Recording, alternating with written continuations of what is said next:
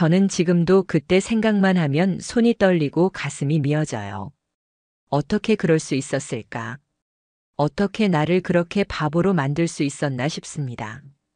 저는 평범한 직장인이고 평범한 가정을 이루고 살고 있었어요. 제 아내는 저보다 2살 어린 전형적인 현모양처 같은 사람이었어요. 남들 보기에는 정말 문제없는 가정이었죠. 그런데 그 평범한 삶이 한순간에 무너졌습니다. 바로 그 인간, 제 아내의 불륜 때문이었어요. 이게 어떻게 시작됐냐면요. 어느 날부터 아내가 출장이 잦아졌어요. 원래 아내는 해외 거래처 담당이라 출장이 있긴 했어요. 그런데 코로나가 끝나고 난 뒤부터 출장이 부쩍 늘어난 거예요. 예전에는 2달에 1번 정도였는데 어느 순간부터는 1달에 1번씩, 심지어 1번 나가면 일주일 넘게 들어오질 않았어요. 저는 처음에는 의심 안 했어요. 회사 일이라고 했으니까요. 해외 거래처 미팅이 많아졌어. 요즘 수출이 늘어서 그런가 봐 이렇게 말하는데 저는 그냥 그렇구나 했죠. 그런데 이상했던 건 출장 갈 때마다 화장이 점점 진해지고 옷차림도 달라졌다는 거예요. 평소에는 단정한 블라우스에 슬랙스를 입던 사람이 갑자기 원피스를 입더라고요. 그것도 몸매가 드러나는 스타일로요. 저는 그래서 그냥 농담처럼 물어봤어요. 출장 가는데 뭘 그렇게 꾸미고 가? 거래처에 소개팅이라도 있어? 그랬더니 아내가 웃으며 외국 나가면 좀 멋 좀 부려야지. 다들 그렇게 입는다더라라고 하더군요. 그때 저는 그냥 웃으며 넘겼어요. 그런데요. 그게 시작이었어요. 출장 다녀온 후에는 꼭 명품이 하나씩 늘어났어요. 처음엔 선물이라며 가방 하나 사왔는데 그 다음엔 시계, 그 다음엔 구두. 저는 회사에서 수고했다고 주는 줄 알았어요. 그런데 이상한 건 그때부터였어요. 카드 내역에 해외 사용 기록이 없는 거예요. 제가 카드 내역을 확인할 일이 있었는데 분명히 해외 갔다 왔다는데 카드 사용이 국내에서만 찍혀 있는 거죠. 그걸 보고 뭔가 이상하다는 생각이 처음 들었습니다. 그래서 물어봤죠. 해외 나가서 카드는 왜 안 썼어? 그랬더니 아내가 당황한 얼굴로 거래처에서 다 계산했어. 나는 현금 조금만 썼어라고 하더군요. 근데 현금을 인출한 기록도 없는 거예요. 그때부터 뭔가 확신이 들었습니다. 이 사람 지금 거짓말하고 있다. 그때부터 저는 아내의 출장 일정을 따로 적어두기 시작했어요. 언제 출국했고 언제 돌아왔는지. 그리고 아내의 여권 사진을 몰래 찍어뒀죠. 어느 날 아내가 출장 갔다가 돌아오고 며칠 후에 여권을 확인했어요. 그런데 여권에 입출국 도장이 없는 거예요. 분명히 해외 출장 갔다고 했는데 도장이 없었습니다. 순간 머리가 하얘졌어요. 도대체 어디를 다녀온 걸까? 왜 여권에 도장이 없지? 그제야 저는 이게 정말 심각한 일이라는 걸 느꼈어요. 그래서 저는 결국 탐정을 썼습니다. 요즘은 출장 위치 추적해주는 서비스도 있더군요. 저는 아내가 다음 출장 간다고 할 때 탐정에게 연락해서 위치 추적을 부탁했어요. 그날도 아내는 똑같이 공항 가야 한다며 캐리어를 들고 나갔어요. 근데 그날 밤 탐정에게서 연락이 왔어요. 아내분 지금 인천공항 근처도 안 갔습니다. 오히려 서울 시내 호텔로 갔네요. 그 말 듣는 순간 저는 심장이 철렁 내려앉았어요. 저는 계속 위치를 체크했고 결국 아내가 체크인한 호텔이 어딘지 알게 됐죠. 거기는 서울 강남의 한 고급 호텔이었어요. 출장 간다던 사람이 왜 서울 시내 호텔에 있을까요? 저는 미칠 것 같았어요. 다음 날 저는 그 호텔로 갔어요. 그리고 로비에서 기다렸죠. 오전 10시쯤 낯익은 얼굴이 보였어요. 아내였습니다. 그리고 아내 옆에는 낯선 남자가 있었습니다. 키가 크고 젊어 보이는 남자. 둘은 호텔에서 나와 자연스럽게 택시에 올라탔어요. 저는 그 장면을 보고 손이 덜덜 떨렸어요. 그때의 심정은 정말 말로 할 수 없어요. 저는 핸드폰으로 사진을 찍으면서도 손이 너무 떨려서 제대로 찍히지도 않았습니다. 그 장면을 보는데 진짜 내 인생이 무너지는 것 같았어요. 저는 그날 저녁 집에 돌아왔어요. 아내는 마치 아무 일도 없었던 듯한 얼굴로 집에 있었어요. 출장 잘 다녀왔어 이렇게 말하는데 진짜 미쳐버리는 줄 알았습니다. 그 얼굴이 너무 역겹고 소름이 끼쳤어요. 어떻게 저렇게 뻔뻔할 수 있을까? 그날 밤 저는 잠도 못 자고 천장만 봤어요. 내가 뭘 그렇게 잘못했나? 내가 뭘 그렇게 부족했나? 그런 생각이 머리를 떠나지 않았어요. 하지만 이제는 증거를 모아야겠다고 생각했어요. 이대로는 안 되겠다 싶었어요. 그래서 저는 다시 탐정에게 부탁했어요. 다음 출장 때는 확실하게 사진이며 영상이며 전부 다 찍어달라고. 그리고 아내의 카드 내역, 계좌 내역도 전부 뒤졌어요. 그때부터 저는 복수를 다짐했습니다. 이 인간들 절대 그냥 안 두겠다고요. 며칠 뒤 아내가 또다시 출장을 간다고 했어요. 이번에도 캐리어를 챙기고 예쁘게 화장하고 아침 일찍 나가더군요. 저는 아무렇지 않은 척 몸 조심해 한마디 했지만 속으로 이를 꽉 물고 있었습니다. 이미 저는 탐정에게 미리 의뢰해뒀거든요. 출국한다고 말한 시간부터 바로 따라가 달라고 했죠. 아내가 집에서 나간 지 2시간이 지나고 탐정에게서 연락이 왔어요. 지금 서울 강남에 있는 같은 호텔로 들어갔습니다. 또 그 남자와 함께입니다. 저는 그 순간 손이 덜덜 떨렸어요. 이제는 더 이상 상상도 아니고 의심도 아니었어요. 이건 명백한 사실이었어요. 아내는 해외 출장이라며 거짓말하고 매번 그 호텔에서 그 남자를 만났던 거예요. 탐정은 호텔 안팎에서 사진과 영상을 모두 찍어줬어요. 둘이 호텔 로비에서 자연스럽게 팔짱 끼고 걷는 모습부터 함께 식사하러 나가는 장면까지. 결정적인 건 둘이 함께 호텔 방으로 들어가는 장면이었어요. 둘이 함께 방으로 사라지는 그 장면을 보는 순간 저는 숨이 막히더군요. 이게 내 아내라는 사실이 믿기지 않았어요. 내가 열심히 일하고 있는 동안, 내 가정을 지키려고 아등바등 살고 있는 동안 내 아내는 이런 짓을 하고 있었구나 싶었어요. 저는 그날 밤 탐정이 보내준 사진과 영상을 수십 번 돌려봤어요. 볼 때마다 피가 거꾸로 솟는 것 같았어요. 차라리 모르는 게 나았나 싶을 정도로 고통스러웠어요. 근데 그럴수록 더 분했어요. 나를 이렇게 기만한 이 인간들을 절대 가만두면 안 되겠다고요. 그래서 저는 변호사 사무실에 바로 예약을 했습니다. 다음 날 변호사에게 증거들을 전부 보여줬어요. 사진, 영상, 카드 내역, 여권 복사본. 변호사는 말하더군요. 이 정도면 상간소송 바로 가능합니다. 이혼소송도 유리하게 진행할 수 있어요. 그 말을 듣는 순간 조금이나마 위안이 됐어요. 법적으로라도 이 인간들을 끝장내야겠다는 생각밖에 없었어요. 그 후로도 저는 계속 자료를 모았어요. 아내의 출장 일정을 기록하고 그때마다 탐정에게 의뢰해서 또 다른 증거들을 모았죠. 그리고 드디어 상간남의 정체도 알게 됐습니다. 회사원도 아니었어요. 그냥 프리랜서 트레이너였어요. 체육관에서 일하다 말고 개인 PT 하던 인간이었어요. 나이도 아내보다 6살이나 어리더군요. 그딴 인간한테 내 아내를 빼앗겼다는 생각에 피가 거꾸로 솟았어요. 그런데 더 기막힌 건요. 아내가 그 인간에게 매번 돈을 주고 있었어요. 카드 내역을 뒤지다가 현금 인출 내역이 일정한 패턴으로 빠져나가는 걸 알게 됐거든요. 알고 보니 그게 그 인간에게 주는 돈이었더군요. 내가 번 돈으로 내 아내가 다른 남자를 만나는 데 썼다는 거.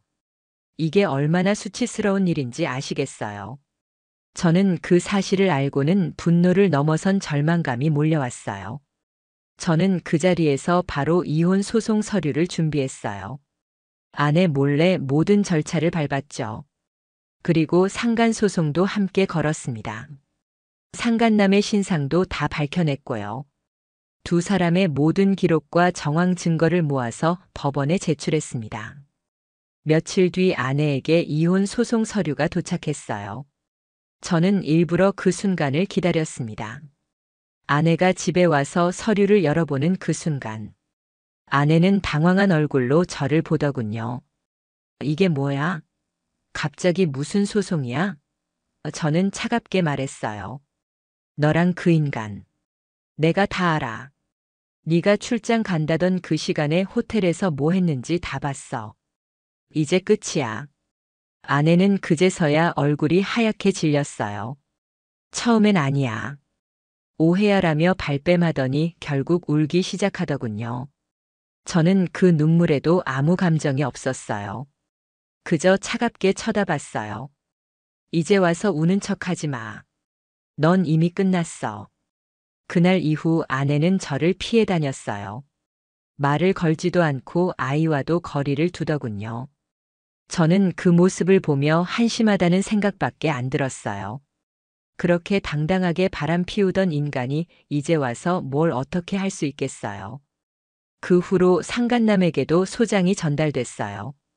그 인간은 처음에 그런 적 없다며 부인했지만 제가 모아둔 증거를 보여주자 바로 태도를 바꿨습니다.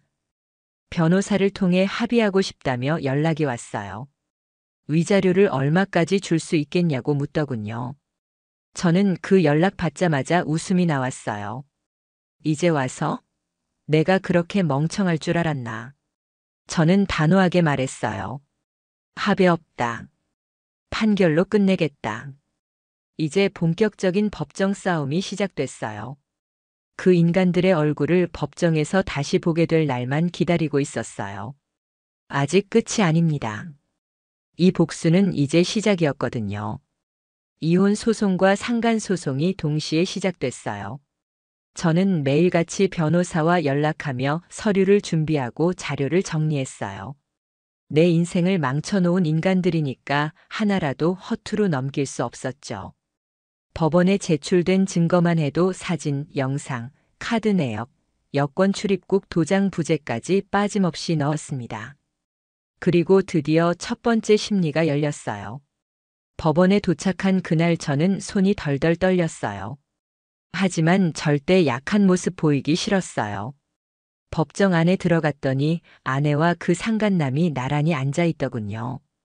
얼굴이 얼마나 굳어 있던지 그 꼴이 참 한심했어요. 재판장이 증거를 확인하며 물었어요. 피고는 원고의 배우자와 지속적이고 부적절한 관계를 가졌습니까? 아내와 상간남 둘 다 고개를 숙이더군요. 변명할 것도 없이 증거가 명백하니까요. 영상, 사진, 위치 추적까지 다 있었으니까요. 상간남은 결국 변호사 시켜서 이렇게 말했어요. 순간의 실수였고 깊은 관계는 아니었습니다. 그 말 듣는 순간 법정에서 웃음이 터질 뻔했어요. 깊은 관계가 아니면 호텔을 수차례 드나들 이유가 뭐냐고요. 저는 판사 앞에서 차분하게 말했어요. 순간의 실수라면 왜 매번 같은 호텔에 같은 남자와 갔는지 설명해 보시죠. 아내는 계속 울더군요. 고개 숙인 채 엉엉 울기만 했어요. 하지만 저는 그 눈물에 아무런 감정도 안 들었어요. 그건 후회의 눈물이 아니라 들킨 게 억울한 눈물이었으니까요. 그때 재판장이 결론을 내렸어요. 본 법원은 제출된 증거와 피고들의 진술에 의거하여 혼인 파탄의 책임이 피고들에게 있음을 인정합니다. 상간남은 위자료로 3천만 원을 지급하고 이혼 또한 원고의 요구대로 판결합니다. 그 판결을 듣는 순간 저는 진짜 이겼구나 싶었어요. 억울함이 조금은 풀리는 느낌이었어요. 법원이 인정한 거잖아요. 이 가정을 망가뜨린 게 바로 그 인간들이라고요. 상간남은 그 자리에서 고개를 숙였고 아내는 계속 울기만 했어요. 그런데 끝이 아니었어요. 그 인간들이 그렇게 쉽게 끝낼 인간들이 아니었어요. 상간남은 판결 후에도 위자료를 바로 안 내더군요. 계속 시간을 끌었어요. 그래서 저는 강제 집행 신청했어요. 그 인간의 계좌를 압류하고 소속 헬스장에도 압류 사실을 통보했어요. 결국 상간남의 직장에도 그 소문이 퍼졌고 그 인간은 회사에서 잘렸습니다. 프리랜서 트레이너였는데 이미지가 망가져서 더는 회원도 못 모으고 업계에서도 퇴출당했다더군요. 아내는 이혼 판결 후 친정으로 돌아갔어요. 그런데 친정에서도 냉대받았다고 했어요. 부모님조차 내가 잘못했다며 손절했다더군요. 결국 아내는 직장도 그만두고 친구들도 다 떨어져 나가고 외롭게 살고 있다는 소문이 들려왔어요. 그 소식을 들을 때 저는 아무런 감정이 없었어요. 불쌍하다. 전혀요. 그 인간이 나를 기만하고 내 가정을 뭉개놓은 대가를 받는 것뿐이니까요. 그때 저는 스스로에게 말했어요. 너 끝까지 잘 싸웠다. 포기 안 했으니까 이겼다. 저는 그 이후로 아이와 함께 조용히 살았어요. 아이가 학교에서 밝게 지내는 모습을 볼 때마다 저는 그게 진짜 복수라고 생각했어요. 이 아이가 행복하게 크는 게 내가 받은 상처에 대한 가장 큰 보상이었으니까요. 그리고 저는 판결문을 액자에 넣어 보관하고 있어요. 그 안에는 이렇게 적혀 있었어요. 피고들은 혼인 파탄에 책임이 있으며 이에 따른 법적 책임을 명한다. 그 문구를 볼 때마다 저는 다시는 이런 인간들한테 속지 않겠다고 다짐합니다. 그리고 저는 오늘도 당당하게 살아가요. 내 삶을 다시 되찾았으니까요. 법적 판결이 내려지고 저는 그날 집에 돌아와 한참을 멍하니 앉아 있었어요. 이겼다. 그래, 분명히 제가 이겼어요. 근데 왜 마음이 이렇게 허전한지 모르겠더군요. 복수를 했고 정의를 실현했는데도 마음 한구석이 휑했어요. 그동안 참았던 분노와 억울함이 갑자기 터진 걸까요? 침대에 앉아 있는데 갑자기 눈물이 뚝 떨어지더군요. 너무 억울하고 내가 왜 이런 고통을 겪어야 했나 싶었어요. 저도 모르게 벽을 주먹으로 내리쳤어요. 손에서 피가 나더라고요. 근데도 아프다는 생각이 안 들었어요. 이건 내가 감당해야 할 고통이라고 스스로를 다그쳤어요. 그날 이후 저는 집에만 있기가 싫어 밖으로 나갔어요. 근처 공원을 걸었어요. 사람들은 다 평범한 일상을 사는 것 같은데 저만 세상에서 떨어져 있는 기분이었어요. 이게 진짜 내가 살던 세상이 맞나 싶었어요. 그러다 벤치에 앉아 있는데 어떤 노부부가 손을 꼭 잡고 지나가더군요. 그걸 보는데 괜히 울컥했어요. 저렇게 평생 함께 할 줄 알았는데 나는 뭐였나. 평생 같이 늙어갈 사람이 저런 식으로 나를 배신할 줄은 몰랐으니까요. 저는 그날 이후로 마음을 붙잡기 위해 기록을 남기기 시작했어요. 그날 있었던 일, 내가 느꼈던 감정, 아이와 있었던 일까지 전부요. 그렇게 글을 쓰다 보니 점점 마음이 정리되더군요. 아, 나는 억울하지만 그래도 싸웠고 끝까지 책임을 묻는데 성공했구나. 그 사실 하나만으로도 나 자신에게 자부심을 가질 수 있었어요. 한편으로는 상간남에 대한 분노가 아직 남아 있었어요. 법적 책임만으로는 부족했어요. 그 인간이 어떤 삶을 살아가든 평생 죄책감 속에 살게 하고 싶었거든요. 그래서 저는 그 인간의 지인 중 하나에게 일부러 정보를 흘렸어요. 그 인간이 내 아내랑 바람핀 그놈입니다. 그랬더니 그 인간이 있던 모임에서도 소문이 퍼졌고 결국 그 인간은 인간관계에서도 완전히 고립됐다고 하더군요. 그 후 저는 아내의 친정에도 한번 전화를 했어요. 부모님께 이렇게 말했어요. 따님이 어떤 짓 했는지 다 알고 계시죠? 저는 법적 책임 다 묻고 끝냈으니 앞으로 그 사람 얘기는 절대 하지 마세요. 제 인생에 다시는 그 이름조차 듣고 싶지 않으니까요. 그쪽에서도 미안하다고 하더군요. 그런데 그 말이 전혀 위로가 안 됐어요. 죄송하다 한마디로 해결될 일이 아니었으니까요. 그리고 저는 아이에게 조금씩 사실을 알리기 시작했어요. 다 말하진 않았지만 엄마와 아빠가 왜 헤어질 수밖에 없었는지 아이가 커서 혼란스럽지 않게요. 아이도 눈치를 챘는지 묻더군요. 아빠, 엄마는 왜 이제 안 와? 저는 조심스럽게 대답했어요. 엄마는 잘못한 게 많아서 이제 아빠랑 같이 살 수 없게 된 거야. 그래도 넌 엄마 아빠 다 사랑해도 괜찮아. 아이는 그 말 듣고 고개를 끄덕이더군요. 그 모습 보는데 또 가슴이 찢어졌어요. 내가 이런 얘길 왜 내 아이한테 해야 하나 싶었으니까요. 그래도 저는 마음을 다잡았어요. 내 아이만큼은 절대 이런 상처 안고 크지 않게 해야겠다고요. 그래서 더 많이 안아주고, 더 많이 놀아주고, 더 많이 사랑한다고 말했어요. 내가 사랑하는 사람이 이제 아이밖에 없다는 걸 절실히 깨달았거든요. 그리고 저는 그때부터 다시 나를 위해 살기 시작했어요. 운동도 시작하고 새로운 취미도 만들고 예전 친구들도 다시 만나기 시작했어요. 나 스스로를 다시 세워야 했거든요. 나라도 나를 지켜야 하니까요. 이런 모든 과정이 쉽진 않았어요. 하루에도 수십 번씩 그 인간들 생각이 났고 그때마다 가슴이 미어졌어요. 그렇지만 저는 포기하지 않았어요.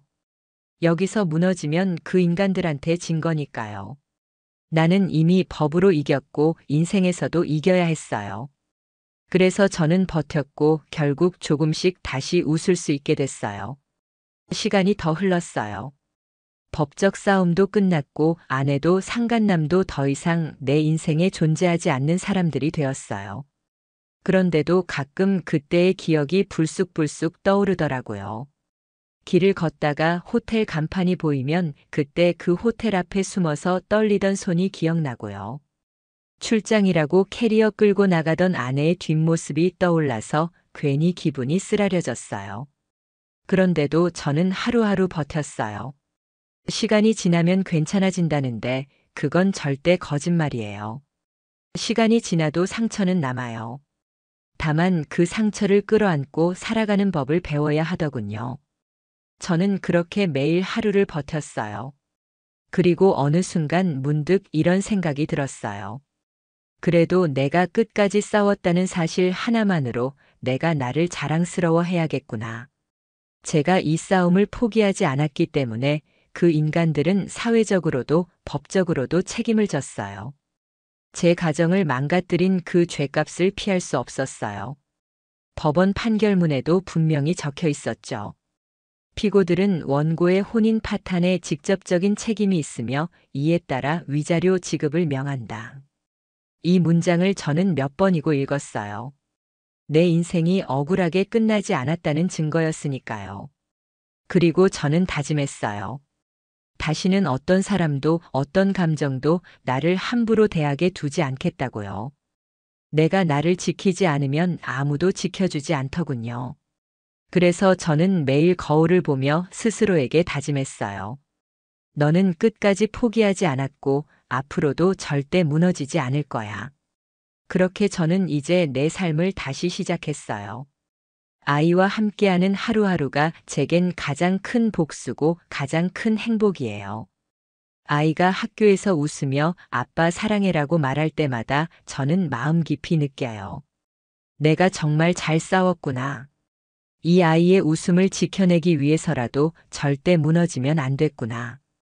이 모든 과정을 통해 저는 배웠어요. 불륜을 저지른 사람들은 결국 대가를 치르게 돼 있다는 걸요.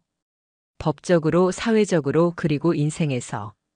절대 그 죗값을 피할 수 없어요. 저는 지금도 판결문을 서랍 깊숙이 보관하고 있어요. 그걸 볼 때마다 다시 다짐해요. 그리고 여러분께도 말하고 싶어요. 절대 포기하지 마세요. 끝까지 싸우세요. 그리고 반드시 이겨내세요. 그래야 내가 내 인생의 주인이라는 걸 증명할 수 있습니다. 그게 제가 끝까지 버티고 싸워서 얻은 결론입니다. 여러분, 저처럼 끝까지 포기하지 마세요. 반드시 이길 수 있습니다. 저는 해냈고 여러분도 할 수 있습니다.